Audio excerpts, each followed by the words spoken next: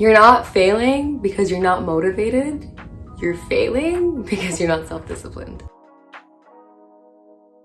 I can't believe I believed everything we had when last we young and naive. Hey everyone, and welcome to my channel. This is Eleahvate. Thank you so much for clicking on this video. So today I titled this video, Why Motivation Isn't Enough. So if you ever feel like you've struggled with, paying off your loans, sticking to a exercise routine, sticking to maybe a more balanced diet, maybe you had a goal to start meditating more or doing yoga more, I'm here to tell you that motivation isn't enough, and honestly it all comes down to self-discipline if you want to achieve these goals. So if you're interested in hearing more about this topic, please continue watching the video, and please remember to like and subscribe. It means so much to me. So let's get into it.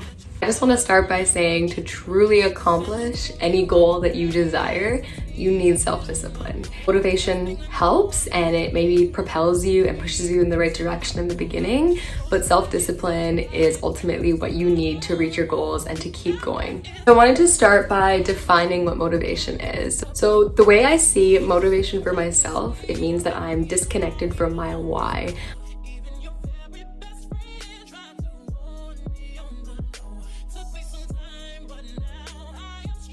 I'm focusing on the extrinsic reasons as to why I want something, and I'm ultimately looking for external ways to feel internally fulfilled, and that's never been sustainable for me. The way I describe self-discipline, it means that you are connected to your why. You know why you want to go after something. You've spent time meditating on it and you know exactly what this is going to provide you, and ultimately that this is the best path for you, which is why you stick to it. The big difference between self-discipline and motivation kind of focuses on instant gratification, where self-discipline, you have to delay that gratification. And honey, for someone like me, delaying gratification for myself is so difficult. Honestly, I just attribute this to me having such a sweet tooth, because I'll be like, okay, I'm gonna stop eating lots of sugar, I need to tone my taste buds down, because right now everything is just all sweet, But then I'm so bad at being okay, I'm not gonna have this now, I'm gonna eat this later. I'm just I need this now. I need to feel the sugar, I need to feel the rush, I need to feel it now. I need to eat this chocolate bar now, okay? But for me, that's something that I've been trying to work on, and I've learned that about myself, that I really gravitate towards things that are instantly gratifying. So I think that's why I've struggled so much, because it requires me to delay that gratification and to really focus on what I need to do in the moment and versus what I want to do in the moment. And the thing about motivation is that you find that, you're making excuses. It's kind of well, I don't really feel like working out today, so I'm not gonna do it.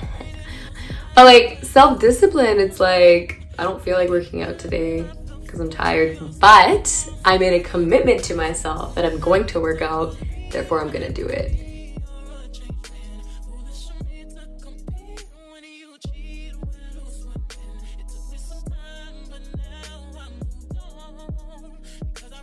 And you do it because you've connected your why to having a healthier lifestyle. It's good for your body. Internally, it does make you feel good, and that's why you do it.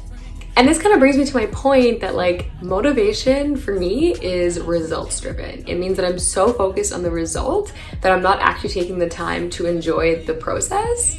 And what I'm doing there is I'm putting all of my happiness in reaching this goal that I have not even internally connected to. And then I tell myself, I'll be happy once I get to X, Y, and Z. Or for example, I will be happy when my student loan debt is gone. No, that's not what it's about. It's about the process, and it's about learning different things throughout that will attribute to your character and overall make you a better person. And when you're focused on the process, it allows you to take qualities that you've learned and bring them into other aspects of your life.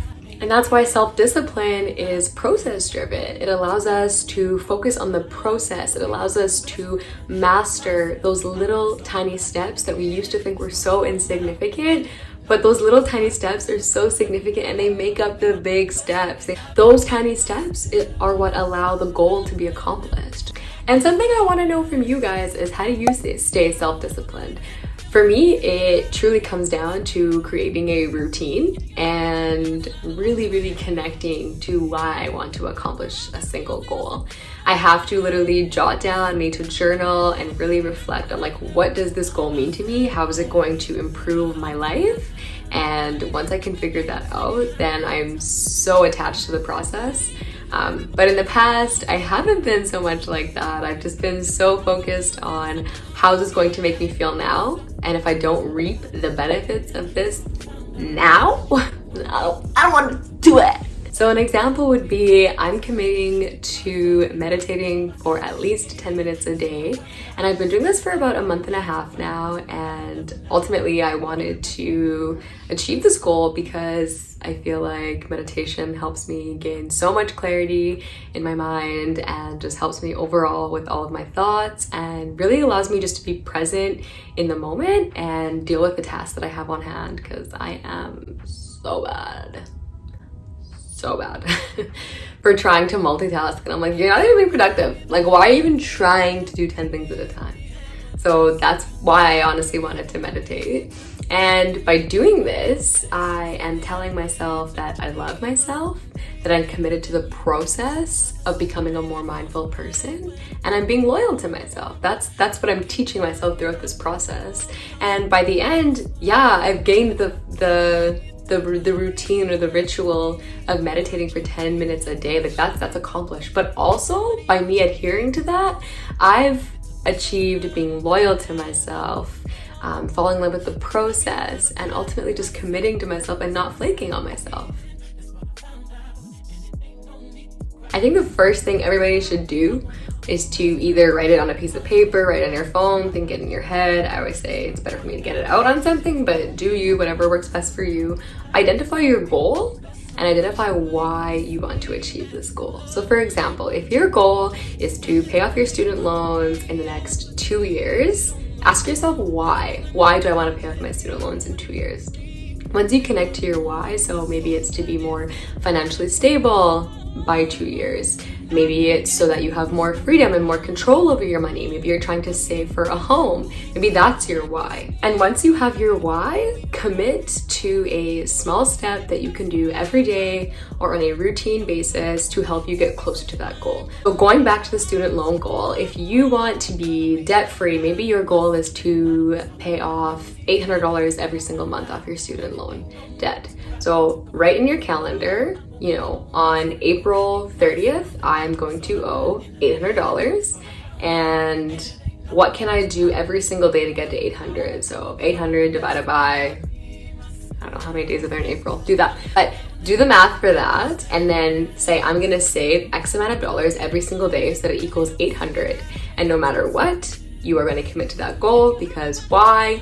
You want to live a life of no debt, you want to be financially free, and you want to go on these trips. I know you want to go on these trips, baby. And after you've incorporated all of these little steps into your routine, you're gonna start to feel super accomplished. By the time the end of the month hits, it's like, whoa, your girl just saved $800. Like, what can I do next month? And maybe it'll motivate you to save more next month. And that's the third step, finding those little steps in the process gratifying and really using that as positive reinforcement to keep going and just go after that goal. And you know, if you have a week where you didn't end up saving whatever your goal amount was per day, don't be too hard on yourself. Just pause, reflect, and be like, why did I slip up? What can I do to make things better? And come up with a plan of action of how you're gonna improve that and how maybe that roadblock can be removed from your life. So maybe the roadblock was you went out for dinner with your friends 3 nights of the week last week. Well, maybe reduce it to 1. Or if you had plans to go with your friends to do something like going out to eat, go for coffee instead, go for a walk. Like, find different things that you can do that will allow you to ultimately stay self-disciplined and stick to your goal. And the way I like to think of self-discipline, it's like an umbrella term to me. So I think self-discipline encompasses being self-aware, because you're constantly having to check yourself when you're operating from a self-disciplined state of mind. if your goal is to maybe exercise 5 times a week and you always notice that on Mondays, those are the days that you're like, yeah, I don't need to go. Like, this self-discipline requires you to always look at yourself like, what is it about Mondays that doesn't make me want to go to the gym? Like, why is it on Mondays that I don't want to go? And then finding out what that reason is and being and just knocking it out of the way so that you can go to the gym on Monday, okay? I want you to go to the gym on Monday. I also think that self-discipline encompasses self-love, because I think that self-discipline is the highest form of self-love. Like, I'm gonna start praying or something. Self-discipline honestly is the highest form of self-love, because you're doing what you need to do for yourself. It's literally about even doing the things that you hate doing, maybe, or doing the hardest things that you have to do, but you're doing it because you love yourself. You're doing this because this is the best thing for you. Ultimately, self-discipline also includes self-compassion, because you're not perfect, I'm not perfect, and let's just get that out the door. Like, nobody's perfect in this world, and this allows you to, you know, make mistakes in the process, but then think about your why and then connect back to that and keep it moving, right? That's the video, guys. I hope you all enjoyed it. It was so much fun to make. Honestly, I want to hear how you guys stay self-disciplined. I think it's so interesting to hear how people connect to their why and how they reach their goals. Please comment down below how you guys do that and what you guys are going after. And yeah, thank you so much for tuning in. Please like and subscribe to this video and let me know what other kinds of videos you want to see. Thank you so much for watching. Bye. Now that it's over, stop calling.